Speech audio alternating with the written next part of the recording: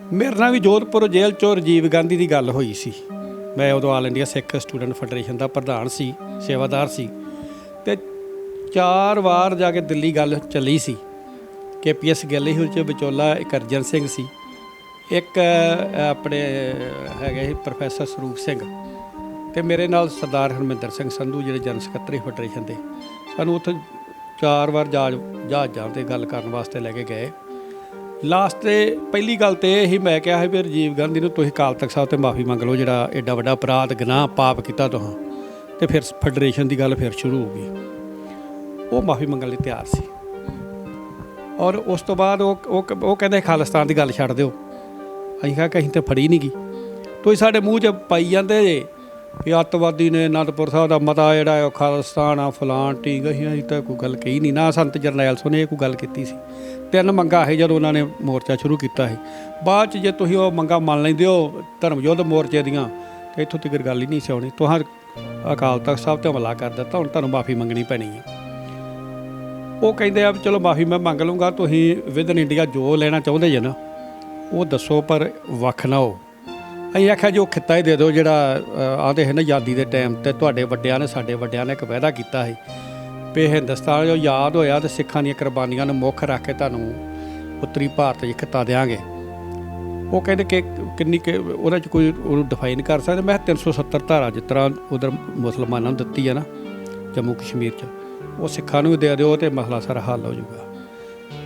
ਉਹ ਦੇਣ ਨੂੰ ਵੀ ਤਿਆਰ ਸੀ, ਪਰ ਪ੍ਰੈਸ਼ਰ ਸੀ ਅਕਾਲ ਤਖ਼ਤ ਸਾਹਿਬ ਢੱਠੇ ਦਾ, ਸੰਤਾਂ ਦੀ ਸ਼ਹੀਦੀ ਦਾ, ਔਰ ਇੰਨਾ ਵੱਡਾ ਜਿੰਨਾ ਇਹ ਜ਼ੁਲਮ ਕੀਤਾ ਉਹਨਾਂ ਨੇ, ਉਹਦੇ ਤੋਂ ਕਾਂਗਰਸ ਸਰਕਾਰ ਦੇ ਜਿਹੜੇ ਪਾਪ ਅੰਦਰਲੇ ਡਰਦੇ ਸੀ, ਕਿਉਂਕਿ ਮੇਰੀ ਗੱਲ ਉਹਨਾਂ ਨੂੰ ਹੋਈ ਹੈ।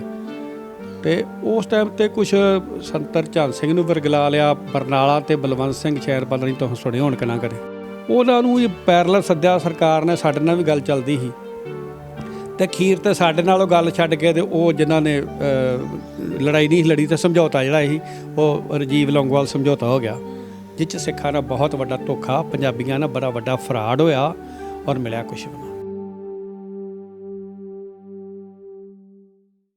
ਸਤਿ ਸ਼੍ਰੀ ਅਕਾਲ। ਪੰਜਾਬ ਸਟਾਰ TV ਵੇਖ ਰਹੇ ਸਾਰੇ ਦਰਸ਼ਕਾਂ ਦਾ ਸਵਾਗਤ ਹੈ। ਆਪਰੇਸ਼ਨ ਬਲੂ ਸਟਾਰ 1984 ਦੀ ਇੱਕ ਹੋਰ ਕੜੀ ਲੈ ਕੇ ਅਸੀਂ ਤੁਹਾਡੇ ਸਾਹਮਣੇ ਪੇਸ਼ ਹੋਏ ਹਾਂ। ਲਗਾਤਾਰ ਅਸੀਂ ਇਸ ਪ੍ਰੋਗਰਾਮ ਦੇ ਵਿੱਚ ਆਪਰੇਸ਼ਨ ਬਲੂ ਸਟਾਰ ਦੌਰਾਨ ਹੋਈਆਂ ਘਟਨਾਵਾਂ ਦੇ ਬਾਰੇ ਵਿਚਾਰ ਚਰਚਾ ਕਰਦੇ ਰਹੇ ਹਾਂ। ਆਖਿਰਕਾਰ ਅੰਜਾਮ ਕੀ ਹੋਇਆ, ਕਿਉਂ ਇਹ ਹਮਲਾ ਹੋਇਆ, ਵਿਸਥਾਰਪੂਰਵਕ ਇਸ ਮਾਮਲੇ ਦੇ ਉੱਤੇ, ਇਸ ਘਟਨਾਕ੍ਰਮ ਦੇ ਉੱਤੇ, ਇਸ ਬਲੂ ਸਟਾਰ ਜੋ ਕਿ ਮੰਦਭਾਗੀ ਘਟਨਾ ਇਤਿਹਾਸ ਦੇ ਵਿੱਚ ਜਿਸ ਨੂੰ ਦੱਸਿਆ ਗਿਆ ਉਸ ਦੇ ਬਾਰੇ ਗੱਲਬਾਤ ਕਰ ਚੁੱਕੇ ਹਾਂ। ਔਰ ਇਸ ਵੇਲੇ ਭਾਈ ਅਮਰੀਕ ਸਿੰਘ ਜੋ ਕਿ ਸਿੱਖ ਸਟੂਡੈਂਟ ਫੈਡਰੇਸ਼ਨ ਦੇ ਪ੍ਰਧਾਨ ਸਨ ਉਸ ਵੇਲੇ, ਔਰ ਉਹਨਾਂ ਦੀ ਸ਼ਹੀਦੀ ਵੀ ਸੰਤ ਜਰਨੈਲ ਸਿੰਘ ਭਿੰਡਰਾਂਵਾਲੇ ਦੇ ਨਾਲ ਹੁੰਦੀ ਹੈ। ਉਹਨਾਂ ਦੇ ਭਰਾ ਭਾਈ ਮਨਜੀਤ ਸਿੰਘ ਸਾਡੇ ਨਾਲ ਮੌਜੂਦ ਨੇ। ਉਹਨਾਂ ਦੇ ਬਾਰੇ ਵੀ 1900 ਆਪਰੇਸ਼ਨ ਬਲੂ ਸਟਾਰ ਬਾਰੇ ਉਹਨਾਂ ਦੇ ਨਾਲ ਕੁਝ ਗੱਲਾਂ ਬਾਤਾਂ ਜਿਹੜੀਆਂ ਨੇ ਉਹ ਸਾਂਝੀਆਂ ਕਰਾਂਗੇ। ਭਾਈ ਸਾਹਿਬ ਬਹੁਤ ਬਹੁਤ ਸਵਾਗਤ ਹੈ। ਵਾਹਿਗੁਰੂ ਜੀ ਕਾ ਖਾਲਸਾ, ਵਾਹਿਗੁਰੂ ਜੀ ਕੀ ਫਤਿਹ ਜੀ। 37 ਸਾਲ ਆਪਰੇਸ਼ਨ ਬਲੂ ਸਟਾਰ ਨੂੰ ਹੋ ਗਏ ਨੇ। ਹਰ ਵਰੇ ਜਿਹੜੀ ਯਾਦਗਾਰ ਹੈ ਇਸ ਆਪਰੇਸ਼ਨ ਦੀ ਮਨਾਈ ਜਾਂਦੀ ਹੈ। ਬਹੁਤ ਸਾਰੀਆਂ ਸ਼ਹਾਦਤਾਂ ਇਸ ਦੌਰ ਦੇ ਵਿੱਚ ਹੋਈਆਂ ਨੇ, ਪਰ ਮੈਂ ਜਾਣਨਾ ਚਾਹਾਂਗੀ ਕਿ ਤੁਹਾਡੇ ਭਰਾ ਭਾਈ ਅਮਰੀਕ ਸਿੰਘ ਸੰਤ ਜਰਨੈਲ ਸਿੰਘ ਭਿੰਡਰਾਂਵਾਲਿਆਂ ਦੇ ਬਹੁਤ ਨਜ਼ਦੀਕ ਸੀ। ਸੰਤਾਂ ਦੇ ਨਾਲ ਜਿਹੜਾ ਮੇਲ ਜੋਲ ਹੈ, ਪਹਿਲੀ ਵਾਰ ਜਿਹੜੀ ਮੀਟਿੰਗ ਹੁੰਦੀ ਹੈ, ਕਦੋਂ ਮੁਲਾਕਾਤ ਹੁੰਦੀ ਹੈ, ਔਰ ਮੇਲ ਜੋਲ ਕਿਵੇਂ ਵਧਿਆ? ਸੰਤ ਜਰਨੈਲ ਸਿੰਘ ਖਾਲਸਾ ਭਿੰਡਰਾਂਵਾਲੇ ਜਿਹੜੇ ਸੀ ਨਾ, ਜਦੋਂ ਇਹ 14ਵੇਂ ਮੁਖੀ ਬਣੇ ਆ ਟਕਸਾਲ ਦੇ, ਮੇਰੇ ਪਿਤਾ ਸੰਤ ਕਰਤਾਰ ਸਿੰਘ ਖਾਲਸਾ ਭਿੰਡਰਾਂਵਾਲੇ, ਇਹਨਾਂ ਤੋਂ ਜਿਹੜੇ ਪਹਿਲੇ ਮੁਖੀ ਸੀ ਨਾ ਉਹ ਮੇਰੇ ਪਿਤਾ ਸੀ, ਸੰਤ ਕਰਤਾਰ ਸਿੰਘ ਖਾਲਸਾ ਭਿੰਡਰਾਂਵਾਲੇ। ਸੰਤ ਜਰਨੈਲ ਸਿੰਘ ਜੀ ਮੇਰੇ ਪਿਤਾ ਜੀ ਦੇ ਨਾਲ ਹੀ ਰਹਿੰਦੇ ਸਨ, ਅਤੇ ਉਸ ਟਾਈਮ ਤੋਂ ਹੀ ਭਾਈ ਅਮਰੀਕ ਸਿੰਘ ਦੇ ਨਾਲ ਅਤੇ ਮੇਰੇ ਨਾਲ, ਸਾਡੇ ਪਰਿਵਾਰ ਨਾਲ ਉਹਨਾਂ ਦੇ ਬਹੁਤ ਜ਼ਿਆਦਾ ਪਿਆਰ ਸੀ। ਔਰ ਉਸ ਸੇਵਾ ਕਰਨ ਵਾਲੇ, ਔਰ ਇੱਕ ਗੁਰਬਾਣੀ ਪੜ੍ਹਨ ਵਾਲੇ, ਬਹੁਤ ਸਧਾਰਨ ਪਰ ਸਿੰਪਲ ਸਿੱਖ ਸਨ। ਔਰ ਉਹ ਉਸ ਟਾਈਮ ਤੋਂ ਲੈ ਕੇ ਹੀ ਸਾਡਾ ਸੰਬੰਧ ਜਿਹੜਾ ਹੈ ਮੇਰੇ ਪਿਤਾ ਜੀ ਤੋਂ ਲੈ ਕੇ ਜਦੋਂ ਟਕਸਾਲ ਦੇ ਮੁਖੀ ਸਨ, ਅਤੇ ਉਦੋਂ ਤੋਂ ਲੈ ਕੇ ਹੀ ਭਾਈ ਅਮਰੀਕ ਸਿੰਘ ਜੀ ਦਾ ਔਰ ਮੇਰਾ ਔਰ ਸਾਡਾ ਸਾਰਿਆਂ ਦਾ ਜਿਹੜਾ ਸੰਬੰਧ ਸੀ ਉਹ ਸੰਤਾਂ ਤੋਂ ਹੁੰਦਿਆਂ ਹੀ ਸਾਡਾ ਸਾਰਿਆਂ ਦਾ ਆਪਦੀ ਤਾਲਮੇਲ ਜਿਹੜਾ ਹੋਇਆ ਸੀ। ਔਰ ਉਸ ਤੋਂ ਬਾਅਦ ਮੇਰੇ ਪਿਤਾ ਜੀ ਦਾ ਐਕਸੀਡੈਂਟ ਹੋ ਗਿਆ ਕਾਰ ਜਾਂਦਿਆਂ ਲੁਧਿਆਣੇ ਨੂੰ ਰਸਤੇ 'ਚ, ਅਤੇ ਟਕਸਾਲ ਦੇ ਮੁਖੀ ਦੀ ਜਦੋਂ ਚੋਣ ਆਈ ਤਾਂ ਸਾਰਾ ਸੰਤ ਸਮਾਜ ਭਾਈ ਅਮਰੀਕ ਸਿੰਘ ਨੂੰ ਸੰਤ ਚੁਣਨਾ ਚਾਹੁੰਦੇ ਸੀ। ਸੰਤਾਂ ਦੀ ਥਾਂ 'ਤੇ ਮੇਰੇ ਪਿਤਾ ਜੀ ਦੇ ਥਾਂ 'ਤੇ ਭਾਈ ਅਮਰੀਕ ਸਿੰਘ ਜੀ ਨਵਾਂ ਜੇ ਕਾਲਜ 'ਚੋਂ, ਖਾਲਸਾ ਕਾਲਜ ਤੋਂ MA ਕਰਕੇ PhD ਕਰ ਰਹੇ ਸੀ, ਪ੍ਰੋਫੈਸਰ ਵੀ ਲੱਗੇ ਸੀ। ਉਹ ਕਹਿੰਦੇ ਆ ਵੀ ਜੇ ਤਾਂ ਟਕਸਾਲ ਚਲਾਉਣੀ ਆ ਤਾਂ ਫਿਰ ਜਿਹੜੀ ਦਸਤਾਰ ਆ ਇਹ ਸੰਤ ਜਰਨੈਲ ਸਿੰਘ ਦੇ ਦਿਓ। ਸੰਤ ਸਮਾਜ ਸਾਡੇ ਨਾਲ ਸਾਰਾ ਨਾਰਾਜ਼ ਵੀ ਆ, ਲੇਕਿਨ ਉਹਨਾਂ ਨੇ ਕਿਹਾ ਵੀ ਜੇ ਸਹੀ ਫੈਸਲਾ ਹੈ ਇਹ ਟਕਸਾਲ 'ਚ ਰਹੇ ਆ, ਕਥਾ ਵੀ ਕਰ ਲੈਂਦੇ ਆ ਔਰ ਨਿਮਰਤਾ ਵੀ ਆ, ਸੇਵਾ ਵੀ ਆ, ਸਿਮਰਨ ਵੀ ਆ, ਸਾਰਾ ਕੁਝ, ਫਿਰ ਇਹਨਾਂ ਨੂੰ ਦੇ ਦਿਓ।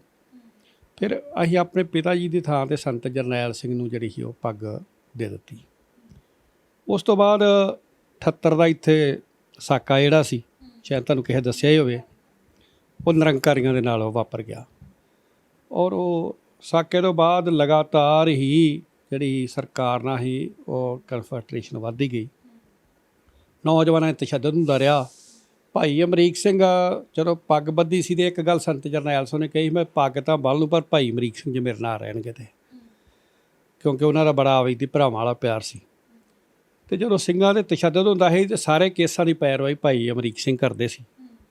ਸੰਤ ਜਰਨੈਲ ਸਿੰਘ ਟਕਸਾਲ ਦੇ ਮੁਖੀ ਬਣ ਗਏ। ਭਾਈ ਅਮਰੀਕ ਸਿੰਘ ਜਿਹੜੇ ਸੀ ਉਹ 1977 ਦੇ ਲਾਸਟ ਦੇ ਵਿੱਚ ਆਲ ਇੰਡੀਆ ਸਿੱਖ ਸਟੂਡੈਂਟ ਫੈਡਰੇਸ਼ਨ ਦੇ ਪ੍ਰੈਜ਼ੀਡੈਂਟ ਬਣ ਗਏ ਚੰਡੀਗੜ੍ਹ ਟੈਗੋਰ ਥੀਏਟਰ ਵਿੱਚ। ਇਹ ਫਿਰ ਦੋਵਾਂ ਦੀ ਜਿਹੜੀ ਜੋੜੀ ਸੀ ਉਹ ਪੰਜਾਬ ਦੇ ਵਿੱਚ ਇੱਕ ਇਨਕਲਾਬ ਲੈ ਕੇ ਆਈ, ਕਿਉਂਕਿ ਉਦੋਂ ਪੰਜਾਬ ਦੇ ਵਿੱਚ ਖਾਸ ਕਰਕੇ ਕਾਮਰੇਟਾਂ ਦਾ PSU ਦਾ ਜ਼ੋਰ ਸੀ, SFI ਦਾ ਜ਼ੋਰ ਸੀ। ਪਰ ਜੋ ਇਹ ਦੋਵਾਂ ਦੀ ਜੋੜੀ ਜਿਹੜੀ ਸੀ ਬਣੀ ਨੌਜਵਾਨਾਂ ਦੀ, ਤਾਂ ਉਦੋਂ ਇੱਕ ਨੌਜਵਾਨ ਨਵਾਂ ਉਤਸ਼ਾਹ, ਨਵਾਂ ਜੋਸ਼ ਅਤੇ ਨਵੀਂ ਜਵਾਨੀ। ਫਿਰ ਦਾੜਾ 'ਤੇ ਕੇਸ ਰੱਖਣਾ ਜਿਹੜਾ ਸੀ ਉਹ ਨੌਜਵਾਨ ਜਿਹੜੇ ਆਪਣਾ ਸ਼ੌਂਕ ਸਮਝਣ ਡੈ ਪਏ। ਔਰ ਉਸ ਤੋਂ ਬਾਅਦ ਇਹ ਲੜਾਈ ਜਿਹੜੀ ਸੀ ਇਹ ਪੁਲਿਸ ਦੇ ਨਾਲ ਜਿਹੜੀ ਸੀ ਲਗਾਤਾਰ ਹੀ ਕੰਫਰਟਰੇਸ਼ਨ ਜਿਹੜੀ ਸੀ ਵੱਧਦੀ ਗਈ ਅਤੇ ਭਾਈ ਅਮਰੀਕ ਸਿੰਘ ਨੂੰ ਗ੍ਰਿਫਤਾਰ ਕਰ ਲਿਆ ਗਿਆ। ਉਹਨਾਂ ਦੀ ਪੈਰਵਾਈ ਕੇਸਾਂ ਦੀ ਕਰਨ ਗਏ ਬਾਬਾ ਥਾਰਾ ਸਿੰਘ ਤੋਂ ਉਹਨਾਂ ਨੂੰ ਵੀ ਫੜ ਲਿਆ। ਔਰ ਉਸੇ ਦਿਨ ਹੀ 19 ਜੁਲਾਈ 1982 ਨੂੰ ਸੰਤ ਬਾਬਾ ਜਰਨੈਲ ਸਿੰਘ ਜੀ ਨੇ ਜਿਹੜਾ ਅਕਾਲ ਤਖ਼ਤ ਸਾਹਿਬ 'ਤੇ ਅਰਦਾਸ ਕਰਕੇ ਅਤੇ ਮੋਰਚਾ ਜਿਹੜਾ ਸੀ ਸ਼ੁਰੂ ਕਰਤਾ ਹੈ। ਮੈਂ ਇੱਥੇ ਇੱਕ ਇਹ ਗੱਲ ਦੱਸਣੀ ਚਾਹੁੰਦਾ ਹੈ ਕਿ ਉਦੋਂ ਸਿਰਫ 3 ਮੰਗਾਂ ਸੀਗੀਆਂ, ਕੋਈ ਬਹੁਤੀਆਂ ਮੰਗਾਂ ਨਹੀਂ ਸੀ। ਬਾਅਦ ਵਿੱਚ ਹੁਣ ਮਗਰੋਂ ਖਾਲਿਸਤਾਨ ਵੀ ਜੋੜਤੀ ਗੱਲ, ਦੂਜੇ ਵੀ ਜੋੜਤੀ, ਕੋਈ ਅੱਤਵਾਦੀਆਂ ਨਾਲ ਜੋੜੀ ਜਾਂਦਾ, ਕੋਈ ਵੱਖਵਾਦੀਆਂ ਨਾਲ। ਮੈਂ ਸਮਝਦਾ ਕਿ ਉਦੋਂ ਭਾਈ ਅਮਰੀਕ ਸਿੰਘ ਨੂੰ ਫੜਨਾ ਸਰਕਾਰ ਦੀ ਬਦਨੀਤੀ ਸੀ ਔਰ ਸਿੱਖਾਂ ਦੀ ਜਿਹੜੀ ਨੌਜਵਾਨਾਂ ਦੀ ਵੱਧ ਰਹੀ ਸ਼ਕਤੀ ਉਹਨੂੰ ਰੋਕਣ ਵਾਸਤੇ ਇੱਕ ਉਹਨਾਂ ਨੇ ਇਹ ਭਾਈ ਅਮਰੀਕ ਸਿੰਘ ਦੀ ਗ੍ਰਿਫਤਾਰੀ ਕੀਤੀ। ਭਾਈ ਅਮਰੀਕ ਸਿੰਘ ਦੀ ਗ੍ਰਿਫਤਾਰੀ 19 ਜੁਲਾਈ 1982 ਨੂੰ ਸੰਤ ਜਰਨੈਲ ਸਿੰਘ ਨੇ ਅਕਾਲ ਤਖ਼ਤ ਸਾਹਿਬ 'ਤੇ ਅਰਦਾਸ ਕਰਕੇ ਅਤੇ 51 ਸਿੰਘਾਂ ਦਾ ਜਥਾ ਭੇਜਣਾ ਰੋਜ਼ ਹੀ ਸ਼ੁਰੂ ਕਰ ਦਿੱਤਾ। ਔਰ ਮੋਰਚਾ ਜਦੋਂ ਉਹ ਵਾਹਵਾ ਦਿਨ 10-12 ਦਿਨ ਮੋਰਚਾ ਚੱਲਿਆ, 15 ਦਿਨ, ਅਤੇ ਜਥੇਦਾਰ ਗੁਰਚਰਨ ਸਿੰਘ ਟੌਹੜਾ ਆ ਗਏ ਵੀ ਮੋਰਚਾ ਜਿਹੜਾ ਹੈ ਇਹ ਅਕਾਲੀ ਦਲ ਜੇ ਚਲਾਊਗਾ ਤਾਂ ਇਹਦੇ 'ਚ ਕਾਮਯਾਬੀ ਹੋਣੀ ਆ, ਤੁਸੀਂ ਆਪਣੇ ਲੈਵਲ 'ਤੇ ਮੋਰਚਾ ਸ਼ੁਰੂ ਕਰਤਾ। ਉਹਨਾਂ ਕਿਹਾ ਜੀ ਮੇਰੀਆਂ ਤਾਂ 3 ਮੰਗਾਂ ਨੇ, ਇੱਕ ਤਾਂ ਭਾਈ ਅਮਰੀਕ ਸਿੰਘ ਅਤੇ ਜਿਹੜੇ ਫੜੇ ਸਿੰਘ ਉਹਨਾਂ ਨੂੰ ਛਡਾਉਣਾ, ਇੱਕ ਜਿਹੜਾ ਨੌਜਵਾਨਾਂ 'ਤੇ ਤਸ਼ੱਦਦ ਹੋ ਰਿਹਾ ਸਰਕਾਰ ਬੰਦ ਕਰੇ, ਇੱਕ ਅੰਮ੍ਰਿਤਸਰ ਸ਼ਹਿਰ ਨੂੰ ਪਵਿੱਤਰ ਸ਼ਹਿਰ ਦਾ ਦਰਜਾ ਦਿੱਤਾ ਜਾਵੇ, ਅਤੇ ਤੀਸਰੀ ਮੰਗ ਸੀ ਕਿ ਉਦੋਂ TV ਅੱਜ ਜਿਨ੍ਹਾਂ ਤਾਂ ਹੈ ਨਹੀਂ ਸੀ ਵੀ ਇਹ ਰੇਡੀਓ ਦੇ ਉੱਤੇ 2 ਘੰਟੇ ਜਿਹੜਾ ਹੈ ਇਹ ਦਰਬਾਰ ਸਾਹਿਬ ਦਾ ਕੀਰਤਨ ਜਿਹੜਾ ਹੈ ਉਹ ਆਵੇ। ਇਹ 3 ਮੰਗਾਂ ਸੀ ਉਹਨਾਂ ਦੀਆਂ। ਯਾਨੀ ਕਿ ਜੋ ਹੋਰ ਮਸਲੇ ਲਿਆਂਦੇ ਗਏ, ਜਿਸ ਤਰ੍ਹਾਂ SYL ਨਹਿਰ ਦਾ ਮਸਲਾ, ਉਹ ਦੱਸਦਾ ਤੁਹਾਨੂੰ ਜੀ। ਇਹ ਜਿਹੜਾ ਫਿਰ ਮੋਰਚਾ ਸੀ ਜਿਹੜਾ ਇਹ ਜਥੇਦਾਰ ਗੁਰਚਰਨ ਸਿੰਘ ਟੌਹੜਾ ਨੇ ਅਕਾਲੀ ਦਲ ਦੇ ਨਾਲ ਮੀਟਿੰਗ ਕਰਕੇ, ਸੰਤ ਹਰਚੰਦ ਸਿੰਘ ਸੀ, ਸਰਦਾਰ ਪ੍ਰਕਾਸ਼ ਸਿੰਘ ਬਾਦਲ ਸੀ, ਵਿੱਚੇ ਸੰਤਾਂ ਨੂੰ ਨਾ ਸੱਦ ਲਿਆ। ਇਹ ਮੋਰਚੇ ਨੂੰ 4 ਅਗਸਤ ਨੂੰ 1900 ਅਤੇ ਇਹ ਜਿਹੜਾ 82 ਹੈ ਇਹ ਧਰਮ ਯੁੱਧ ਮੋਰਚੇ 'ਚ ਕਨਵਰਟ ਕਰਤਾ। ਅਤੇ ਉਹਦੇ 'ਚ ਬਾਕੀ ਜਿਹੜੇ ਕਪੂਰੀ ਮੋਰਚਾ ਸੀ ਜਾਂ ਪੰਜਾਬੀ ਬੋਲਦੇ ਇਲਾਕੇ ਸੀ, ਚਾਹੇ ਦਰਿਆਵਾਂ ਦਾ ਮਸਲਾ ਸੀ, ਚਾਹੇ ਹੋਰ ਸੀ, ਅਨੰਦਪੁਰ ਸਾਹਿਬ ਦਾ ਮਤਾ ਜਿਹੜਾ ਸੀ ਵੱਧ ਅਧਿਕਾਰਾਂ ਦਾ, ਉਹ ਏਜੰਡਾ ਰੱਖ ਕੇ ਅਤੇ 4 ਅਗਸਤ ਨੂੰ ਸਰਦਾਰ ਪ੍ਰਕਾਸ਼ ਸਿੰਘ ਬਾਦਲ 1400 ਬੰਦੇ ਦਾ ਜਥਾ ਲੈ ਕੇ ਜਿਹੜੇ ਸੀ ਉਹ ਗ੍ਰਿਫਤਾਰ ਹੋਏ। ਫਿਰ ਉਹ ਮੋਰਚਾ ਚੱਲਦਾ ਰਿਹਾ। ਸੋ ਉਹ ਮੋਰਚਾ ਸਰਕਾਰ ਜਿਸ ਤਰ੍ਹਾਂ ਹੁਣ ਕਿਸਾਨਾਂ ਨੂੰ ਖੱਜਲ ਕਰ ਰਹੀ ਆ, ਇਹ ਖੱਜਲ ਕਰ ਰਹੀ ਕਿਸਾਨਾਂ ਨੂੰ, ਉਹਨਾਂ ਦੀਆਂ ਮੰਗਾਂ ਨਾ ਮੰਨੀਆਂ, ਅਤੇ ਉਹਦੇ 'ਚ ਵੀ ਤੁਸੀਂ ਵੇਖ ਲਿਆ ਜੇ ਕਿਸੇ ਨਾ ਕਿਸੇ ਦਿਨ ਵਾਇਲੈਂਸ ਆਊਗੀ। ਇਹ ਜਦੋਂ ਸੰਘਰਸ਼ ਨੂੰ ਉਹ ਲਿੰਗਰਾਉਣ ਕਰੀ ਗਏ, ਮੰਗਾਂ ਮੰਨੀਆਂ ਨਾ, ਉਹਦੇ 'ਚ ਫਿਰ ਕੋਈ ਵੀ ਸੰਘਰਸ਼ ਲੰਮਾ ਹੋਇਆ ਅਤੇ ਉਹਦੇ ਵਿੱਚ ਅਖੀਰ 'ਤੇ ਫਿਰ ਉਹ ਹਥਿਆਰਬੰਦ ਸੰਘਰਸ਼ ਦੇ ਵਿੱਚ ਕਨਵਰਟ ਕਰ ਜਾਂਦਾ। ਅਤੇ ਉਹ ਸਹੀਏ ਇਹ ਜਿਹੜਾ ਸੰਘਰਸ਼ ਸੀ, ਜਦੋਂ ਸਰਕਾਰ ਮੰਗ ਨਹੀਂ ਮੰਨਦੀ ਅਤੇ ਨੌਜਵਾਨ ਜਿਹੜੇ ਸੀ ਉਹ ਹੱਥਾਂ 'ਚ ਹਥਿਆਰ ਫੜ ਕੇ ਉਹਨਾਂ ਨੇ ਕਿਹਾ ਵੀ ਜੇ ਸ਼ਾਂਤਮਈ ਮੋਰਚੇ ਨਾਲ ਨਹੀਂ ਸਾਨੂੰ ਆਪਣੀਆਂ ਮੰਗਾਂ ਮਿਲਦੀਆਂ, ਅਤੇ ਉਹਨਾਂ ਨੇ ਫਿਰ ਹੱਥਾਂ 'ਚ ਹਥਿਆਰ ਫੜ ਲਏ। ਔਰ ਉਸ ਟਾਈਮ ਤੇ ਸੰਤ ਜਰਨੈਲ ਸਿੰਘ ਜੀ ਦੀ ਤੇ ਭਾਈ ਅਮਰੀਕ ਸਿੰਘ ਦੀ ਆਲ ਇੰਡੀਆ ਸਿੱਖ ਸਟੂਡੈਂਟ ਫੈਡਰੇਸ਼ਨ ਦੀ ਗੱਲ ਜਿਹੜੀ ਉਹ ਚਰਮ ਸੀਮਾ ਤੇ ਪਹੁੰਚ ਗਈ ਸੀ।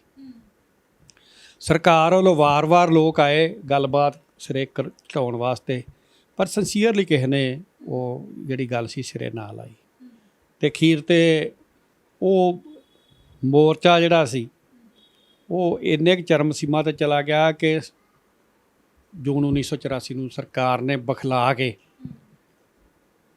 ਅਕਾਲ ਤਖਤ ਸਾਹਿਬ 'ਤੇ ਹਮਲਾ ਕਰਤਾ। ਔਰ ਮੈਂ ਸਮਝਦਾ ਵੀ ਸਿੱਖਾਂ ਨੂੰ ਸਬਕ ਸਿਖਾਉਣ ਵਾਸਤੇ ਤੇ ਸਿੱਖਾਂ ਦੀ ਨਸ਼ਲਕੁਸ਼ੀ ਕਰਨ ਵਾਸਤੇ ਕਿ ਇੰਦਰਾ ਗਾਂਧੀ ਨੇ ਜਿਹੜੀ ਚਾਲ ਚੱਲੀ ਸੀ ਉਹਦੇ 'ਚ RSS ਵੀ ਹੈਗੀ ਸੀ। LK ਅਡਵਾਨੀ ਨੇ ਮਾਈ ਕੰਟਰੀ ਮਾਈ ਲਾਈਫ ਵਿੱਚ ਲਿਖਿਆ ਵੀ ਅਸੀਂ ਸਾਰੀ ਜਿਹੜੀ ਤੂਲ ਸੀ ਨਾ ਉਹ ਅਸੀਂ ਦਿੱਤੀ ਆ ਇੰਦਰਾ ਗਾਂਧੀ ਨੂੰ ਵੀ ਤੂੰ ਦੁਰਗਾ ਹੈ, ਫਲਾਣੀ ਆ, ਢੀਂਗੜੀ ਆ, ਉਹਨੂੰ ਤੜਾਇਆ ਤੇ ਉਹਨੇ ਦਰਬਾਰ ਸਾਹਿਬ 'ਤੇ ਹਮਲਾ ਕਰਤਾ।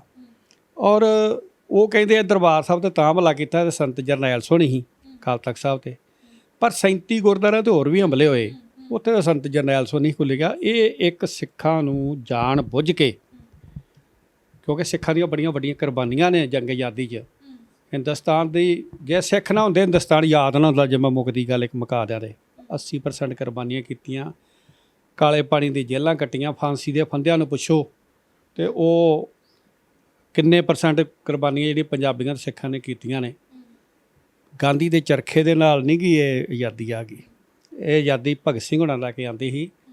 ਜਦੋਂ ਸ਼੍ਰੋਮਣੀ ਗੁਰਦੁਆਰਾ ਪ੍ਰਬੰਧਕ ਕਮੇਟੀ ਦੀ ਲੜਾਈ ਲੜੀ ਜਾ ਰਹੀ ਸੀ ਇਹਨੂੰ ਯਾਦ ਕਰਾਉਣ ਦੀ, ਤੇ ਚਾਬੀਆਂ ਦਾ ਮਸਲਾ ਹੱਲ ਹੋ ਗਿਆ, ਸ਼੍ਰੋਮਣੀ ਕਮੇਟੀ ਹੋਂਦ 'ਚ ਆ ਗਈ, ਤੇ ਨਹਿਰੂ ਤੇ ਗਾਂਧੀ ਨੇ ਗੱਲ ਕਹੀ ਸੀ ਕਿ ਸਿੱਖ ਇਹ ਸ਼੍ਰੋਮਣੀ ਕਮੇਟੀ ਹੋਂਦ 'ਚ ਆਉਣ ਨਾਲ ਹਿੰਦੁਸਤਾਨ ਦੀ ਆਜ਼ਾਦੀ ਦੀ ਅੱਧੀ ਲੜਾਈ ਲੜੀ ਗਈ ਆ। ਉਹ ਸਾਨੂੰ ਇਹ ਗੱਲਾਂ ਦੇ ਵੀ ਤੁਹਾਨੂੰ ਉੱਤਰੀ ਭਾਰਤ ਦੇ ਵਿੱਚ ਇੱਕ ਖਿੱਤਾ ਦਿਆਂਗੇ ਸਿੱਖਾਂ ਨੂੰ ਆਜ਼ਾਦੀ ਤੋਂ ਬਾਅਦ, ਜਿੱਥੇ ਸਿੱਖ ਆਪਣੀ ਆਜ਼ਾਦੀ ਦਾ ਨਿੱਘ ਮੰਨਣਗੇ। ਉਹ ਸਿੱਖ ਖਿੱਤਾ ਮੰਗਦੇ ਆ, ਉਹ ਅੱਗੋਂ ਗੱਲ ਪੈ ਜਾਂਦੇ ਆ। ਸਿੱਖ ਖਿੱਤਾ ਹੀ ਮੰਗਦੇ ਆ, ਜਦੋਂ ਗੱਲ ਕਰਦੇ ਆ ਵੀ ਸਾਨੂੰ ਵੱਧ ਅਧਿਕਾਰ ਦਿਓ, ਸਾਡੇ ਨਾਲ ਤੁਹਾਡੇ ਵੱਡਿਆਂ ਨੇ ਵਾਅਦੇ ਕੀਤੇ ਸੀ। ਮੇਰੇ ਨਾਲ ਵੀ ਜੋਧਪੁਰ ਜੇਲ੍ਹ 'ਚੋਂ ਰਾਜੀਵ ਗਾਂਧੀ ਦੀ ਗੱਲ ਹੋਈ ਸੀ। ਮੈਂ ਉਦੋਂ ਆਲ ਇੰਡੀਆ ਸਿੱਖ ਸਟੂਡੈਂਟ ਫੈਡਰੇਸ਼ਨ ਦਾ ਪ੍ਰਧਾਨ ਸੀ, ਸੇਵਾਦਾਰ ਸੀ, ਤੇ 4 ਵਾਰ ਜਾ ਕੇ ਦਿੱਲੀ ਗੱਲ ਚੱਲੀ ਸੀ। KPS ਗਿੱਲ ਸੀ, ਉਹਦੇ 'ਚ ਵਿਚੋਲਾ ਇੱਕ ਅਰਜਨ ਸਿੰਘ ਸੀ, ਇੱਕ ਆਪਣੇ ਹੈਗੇ ਸੀ ਪ੍ਰੋਫੈਸਰ ਸਰੂਪ ਸਿੰਘ, ਤੇ ਮੇਰੇ ਨਾਲ ਸਰਦਾਰ ਹਰਮਿੰਦਰ ਸਿੰਘ ਸੰਧੂ ਜਿਹੜੇ ਜਨਰਲ ਸਕੱਤਰ ਫੈਡਰੇਸ਼ਨ ਦੇ। ਸਾਨੂੰ ਉੱਥੇ 4 ਵਾਰ ਜਹਾਜ਼ਾਂ 'ਤੇ ਗੱਲ ਕਰਨ ਵਾਸਤੇ ਲੈ ਕੇ ਗਏ। ਲਾਸਟ 'ਤੇ ਪਹਿਲੀ ਗੱਲ ਤਾਂ ਇਹ ਹੀ ਮੈਂ ਕਿਹਾ ਸੀ ਵੀ ਰਾਜੀਵ ਗਾਂਧੀ ਨੂੰ ਤੁਸੀਂ ਅਕਾਲ ਤਖਤ ਸਾਹਿਬ 'ਤੇ ਮਾਫੀ ਮੰਗ ਲਓ, ਜਿਹੜਾ ਐਡਾ ਵੱਡਾ ਅਪਰਾਧ ਗੁਨਾਹ ਪਾਪ ਕੀਤਾ ਤੁਹਾਂ। ਤੇ ਫਿਰ ਫੈਡਰੇਸ਼ਨ ਦੀ ਗੱਲ ਫਿਰ ਸ਼ੁਰੂ ਹੋ ਗਈ।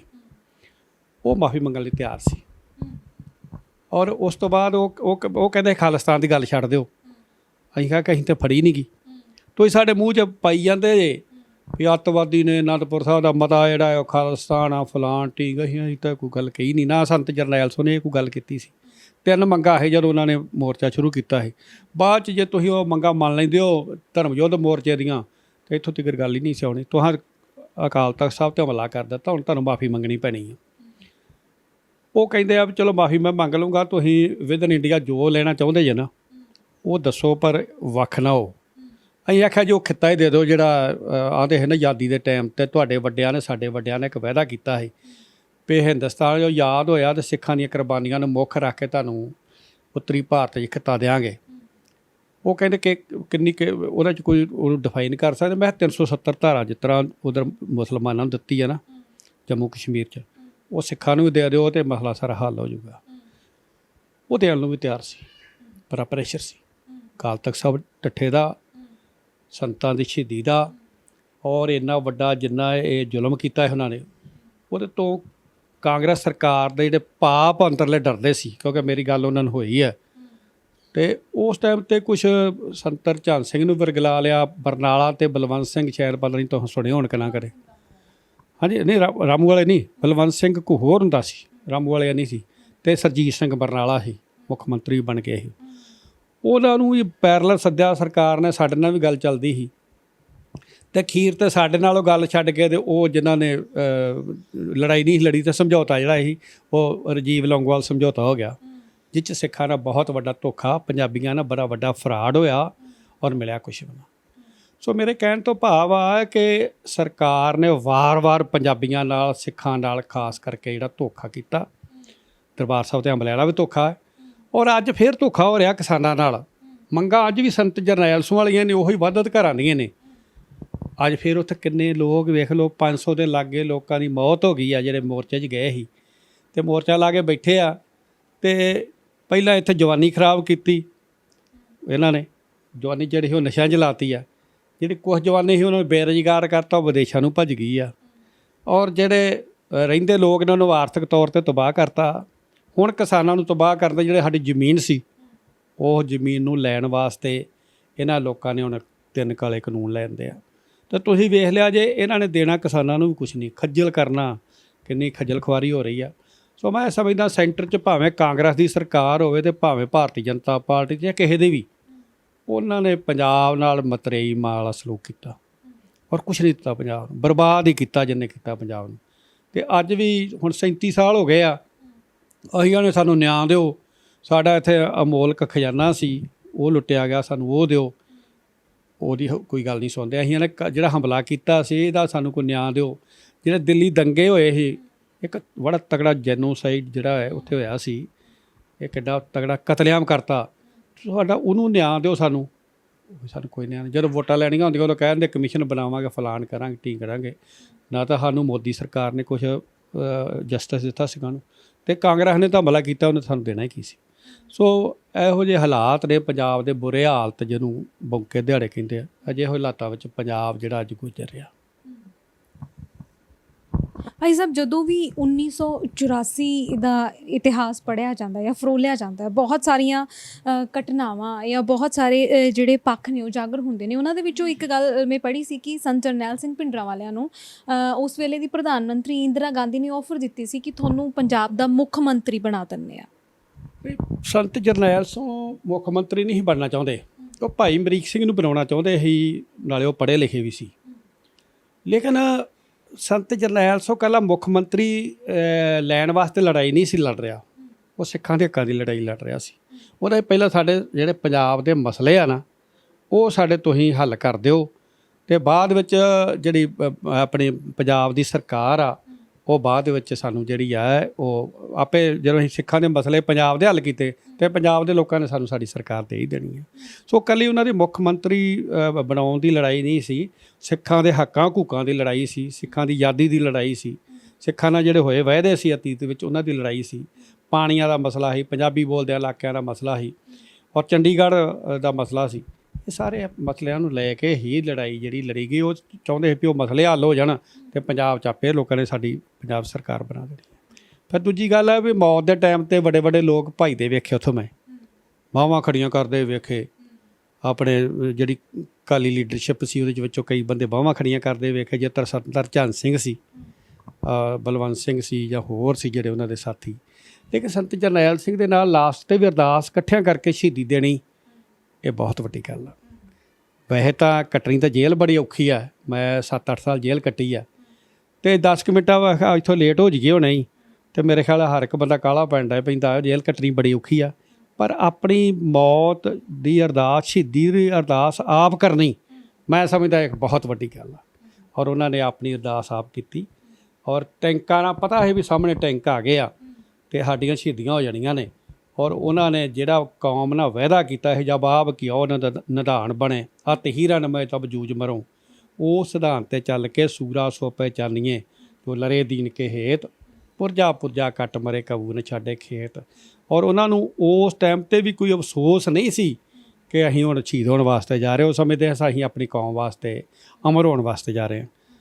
ਅਤੇ ਜਿਹੜੇ ਲੋਕ ਉਦੋਂ ਵੇਖੋ, ਨਾ ਤਾਂ ਅੱਜ ਕੋਈ ਇੰਦਰਾ ਗਾਂਧੀ ਨੂੰ ਯਾਦ ਕਰਦਾ, ਨਾ ਕੋਈ ਅੱਜ ਉਹ ਜਿਹੜੇ ਉੱਥੋਂ ਭੱਜ ਗਏ ਸੀ ਉਹਨਾਂ ਨੂੰ ਯਾਦ ਕਰਦਾ, ਜਾਂ ਜਿਨ੍ਹਾਂ ਨੇ ਕੋਈ ਗਲਤ ਸਮਝੌਤੇ ਕੀਤੇ ਸੀ। ਅੱਜ ਇਹ ਫੋਟੋ ਲੋਕ ਲਾਈ ਫਿਰਦੇ ਆ ਅਤੇ ਸੰਤ ਜਰਨੈਲ ਸਿੰਘ ਦੀ, ਜੇ ਲੋਕ ਫੋਟੋ ਲਾਈ ਫਿਰਦੇ ਆ ਅਤੇ ਭਾਈ ਅਮਰੀਕ ਸਿੰਘ ਦੀ। ਅੱਜ ਉਹਨਾਂ ਦਾ ਨਾਂ ਇਕੱਲੇ ਪੰਜਾਬ 'ਚ ਨਹੀਂ, ਹਿੰਦੁਸਤਾਨ ਸਾਰੀ ਦੁਨੀਆ 'ਚ।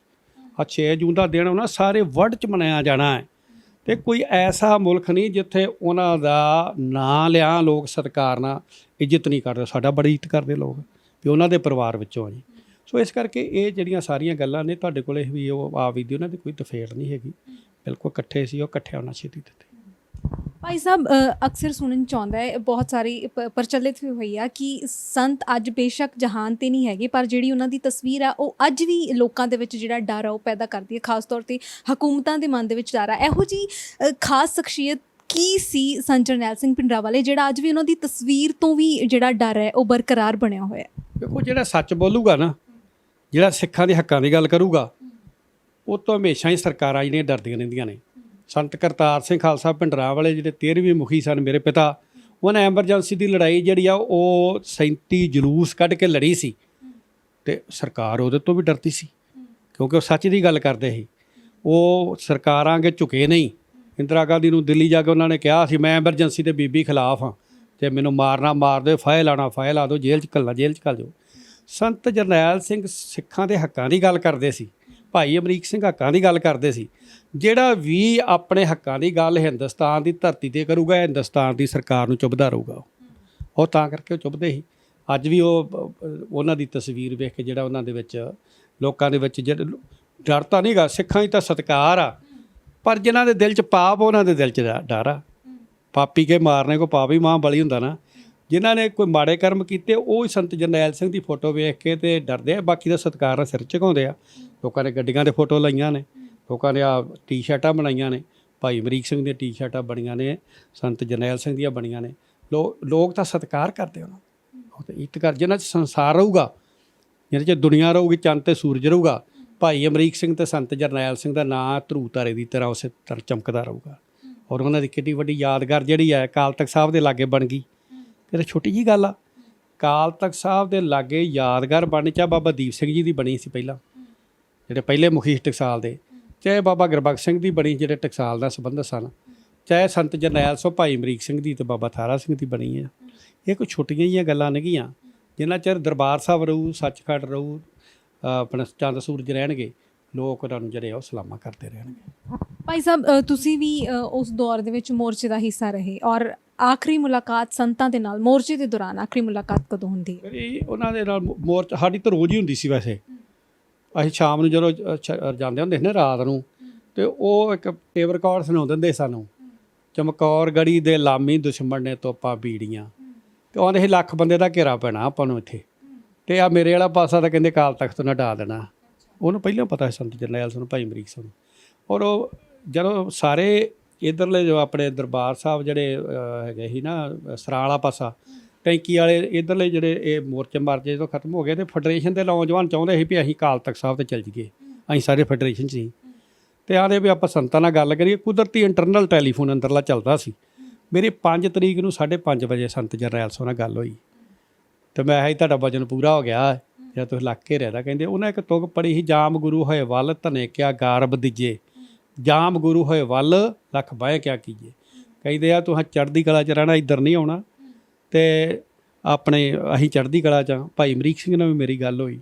ਸੋ ਮੇਰੇ ਉਦੋਂ 6 ਤਰੀਕ ਨੂੰ ਉਹ ਸ਼ਹੀਦ ਹੋ ਜਾਂਦੇ ਨੇ 9:15 ਵਜੇ। ਉਹਨਾਂ ਦੀ ਸ਼ਹਾਦਤ ਇੱਕੋ ਦਿਨ ਹੁੰਦੀ ਹੈ ਇਕੱਠਿਆਂ, ਉਹ ਇਕੱਠੇ ਅਰਦਾਸ ਕਰਕੇ, ਉਹ ਤੋਂ ਅਕਾਲ ਤਖਤ ਸਾਹਿਬ ਤੋਂ ਇਕੱਠੇ ਅਰਦਾਸ ਕਰਕੇ ਇੱਕ ਜਥੇ ਦੇ ਰੂਪ ਵਿੱਚ ਘੱਟੋ ਘੱਟ ਉਹਨਾਂ ਨਾਲ 30 ਸਿੰਘ ਥਾਂ ਨਾਲ ਉਤਰੇ, ਤੇ ਉਹਨਾਂ ਨੇ ਆਪਣੀ ਮੌਤ ਦੀ ਆਪ ਅਰਦਾਸ ਕੀਤੀ ਹੈ।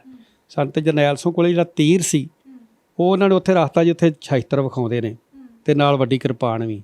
ਪਹਿਲਾਂ ਪਈ ਵਾਰੀ ਮੈਨੂੰ ਜੋਧਪੁਰ ਜੇਲ੍ਹ 'ਚ ਕਿਸੇ ਨੇ ਦੱਸਿਆ ਸੀ। ਉਸ ਤੋਂ ਬਾਅਦ ਉਹ ਪਤਾ ਨਹੀਂ ਜ਼ਿਆਦਾ ਮਿਲਟਰੀ ਵਾਲੇ ਖੁਰਦ-ਬੁਰਦ ਕਰਤੀ ਜਾਂ ਹੋਰ ਕਿਸੇ ਨੇ, ਉਹ ਉਹਨਾਂ ਦਿਲ 'ਚ ਹੀ ਉਹ ਮੇਰੀ ਕਿਰਪਾਨ ਜਿਹੜੀ ਵਿਖਾਇਆ ਕਰਨਗੇ, ਜਦੋਂ ਅਕਾਲ ਤਖਤ ਸਾਹਿਬ 'ਤੇ ਸ਼ਸਤਰ ਵਿਖਾਇਆ ਕਰਨਗੇ, ਤੇ ਤੀਰ ਹੀ ਵਿਖਾਇਆ ਕਰਨਗੇ। ਪਰ ਅਫਸੋਸ ਪਤਾ ਨਹੀਂ ਉਹ ਕਿੱਧਰ ਚਲੀ ਗਈ। ਆਪਣੀ ਮੌਤ ਦੀ ਆਪ ਅਰਦਾਸ ਕਰਕੇ ਜਿੱਥੇ ਦਰਸ਼ਨ ਡਿਓੜੀ ਆ, ਇਹਦੇ ਵਿੱਚ ਕਾਹ ਟੈਂਕ ਇੱਥੇ ਆ ਗਏ ਸੀ। ਇਹਨਾਂ ਨਾਲ ਲੜਦੇ ਹੋਏ ਫਿਰ ਭਾਈ ਅਮਰੀਕ ਸਿੰਘ ਜਿੱਥੇ 2 ਨਿਸ਼ਾਨ ਸਾਹਿਬ ਨੇ, ਤੇ ਸੰਤ ਜਰਨੈਲ ਸਿੰਘ ਜਿੱਥੇ ਡਿਓੜੀ ਦੇ ਸਾਹਮਣੇ ਬਾਹਰ ਨਿਕਲ ਕੇ ਉਹ ਸ਼ਹੀਦੀ ਦਾ ਜਾਮ ਉਹਨਾਂ ਨੇ ਪੀਤਾ। ਬਹੁਤ ਸ਼ੁਕਰੀਆ ਭਾਈ ਸਾਹਿਬ ਸਾਡੇ ਨਾਲ ਜੁੜਨ ਲਈ। ਥੈਂਕ ਯੂ ਜੀ, ਥੈਂਕ ਯੂ ਤੁਹਾਡਾ। ਤੁਸੀਂ ਬੜੀ ਖੇਚਲ ਕਰਕੇ ਆਏ ਜੇ, ਔਰ ਤੁਹਾਡੇ ਮਾਧਿਅਮ ਦੇ ਰਾਹੀਂ ਸਾਰੀ ਦੁਨੀਆ ਵਿੱਚ ਸੰਤਾਂ ਦੀ ਗੱਲ ਔਰ ਇਹ ਸਾਕੇ ਦੀ ਗੱਲ ਜਿਹੜੀ ਜਾਊਗੀ, ਮੈਂ ਤੁਹਾਡਾ ਬਹੁਤ ਬਹੁਤ ਧੰਨਵਾਦ ਕਰਦਾ। ਇਹ ਸਨ ਸਾਡੇ ਨਾਲ ਭਾਈ ਮਨਜੀਤ ਸਿੰਘ, ਜਿਨ੍ਹਾਂ ਨੇ ਮੋਰਚੇ ਦੀਆਂ ਕੁਝ ਗੱਲਾਂ ਸਾਂਝੀਆਂ ਕੀਤੀਆਂ। 1984 ਆਪਰੇਸ਼ਨ ਬਲੂ ਸਟਾਰ ਦੇ ਕੁਝ ਅਹਿਮ ਪਹਿਲੂਆਂ ਦੇ ਬਾਰੇ ਵਿਚਾਰ ਚਰਚਾ ਕੀਤੀ, ਕੁਝ ਗੱਲਾਂ ਭੇਦ ਦੀਆਂ ਗੱਲਾਂ ਵੀ ਸਾਂਝੀਆਂ ਕੀਤੀਆਂ। ਭਾਈ ਅਮਰੀਕ ਸਿੰਘ ਦੀ ਸ਼ਹਾਦਤ ਤੇ ਸੰਤ ਜਰਨੈਲ ਸਿੰਘ ਭਿੰਡਰਾਂਵਾਲਿਆਂ ਦੀ ਸ਼ਹਾਦਤ ਇਕੱਠਿਆਂ ਇੱਕ ਦਿਨ ਇੱਕੋ ਸਮੇਂ ਹੁੰਦੀ ਹੈ, ਉਸ ਦੇ ਬਾਰੇ ਦੱਸਿਆ। ਆਪਰੇਸ਼ਨ ਬਲੂ ਸਟਾਰ ਦੀ ਅਗਲੀ ਕੜੀ ਦੇ ਵਿੱਚ ਤੁਹਾਡੇ ਸਾਹਮਣੇ ਹਾਜ਼ਰ ਹੋਵਾਂਗੇ। ਤਦ ਤੱਕ ਲਈ ਤੁਸੀਂ ਵੇਖਦੇ ਰਹੋ ਪੰਜਾਬ ਸਟਾਰ ਟੀਵੀ। ਧੰਨਵਾਦ।